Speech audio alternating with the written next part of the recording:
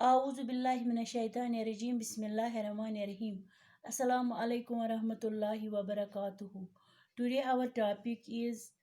fields and fences for class 4th. Tatio bachcho ashe छ आज यमुक tzoorim question karun. Tzoorim question छ इत kanan. Find the perimeter of each of the following figures. Express the perimeter so obtained in kilometers and meters. Tatio bachon hund perimeter छ हावुन सु छ हावुन पत कथ मज किलोमीटर मज ते बे मीटर मज येल जन कि एम ब्रोंट ते अस अख क्वेश्चन को नमन हund perimeter हो अस मीटर मज ते डेसीमीटर मज इथे कन हो अस सेंटीमीटर मज ते मीटर मज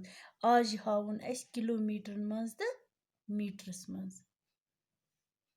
अस करो एक यह क्वेश्चन छ अस ये करन अस आज क्वेश्चन tzoorim सवालुक सी पार्ट इत कन लेखुन अस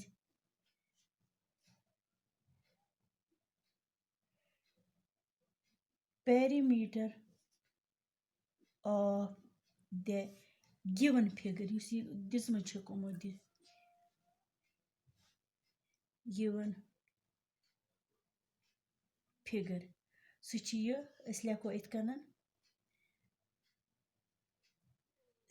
6 मीटर प्लस ये 6 मीटर प्लस ये 6 मीटर 6 प्लस 6 गई 12 तो प्लस ये 6 12 13 14 15 16 17 18 तम द्राय कत्या 18 मीटर 1800 मीटर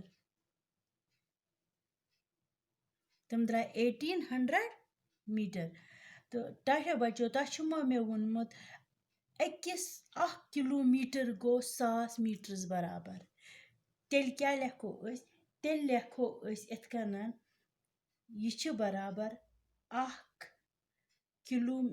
किलोमीटर बे कत्या 800 मीटर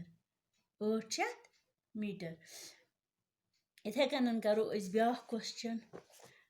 क्वेश्चन ये ट्रायंगल हन पेरीमीटर अस वना वुछ ये यत एक 6 कून छ 1 2 3 4 5 6 अच वना हेक्सागन ये साइड ति छ अथ 200 मीटर ये साइड ति छु 200 मीटर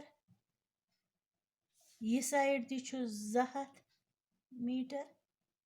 ये साइड ति छुस 200 मीटर ये साइड ति छुस 200 मीटर 200 मीटर अस लेखो इत कन ये डी पार्ट अमुक perimeter of the given figure सो गो यत बराबर ये 200 मीटर प्लस ये 200 मीटर प्लस ये 200 मीटर प्लस गई ये 200 मीटर प्लस गई ये 200 मीटर प्लस गई ये 200 मीटर 200 मीटर हम गसन 6 फिरिन 1 2 3 4 5 6 तिक हेक्सागन अति करो यत करो अस ऐड वुचो ये कोता ज गई 2 2 कस गई 4 4 2 तो कस गई 6 6 8 9 10 11 12 आय 1200 मीटर 1200 मीटर आय ताशो बच्चो तछु वोनमुत 1 किलोमीटर गो 1000 मीटर्स बराबर तेल यम कत्या छ यम छ 1200 मीटर सु कोता गो सु गो 1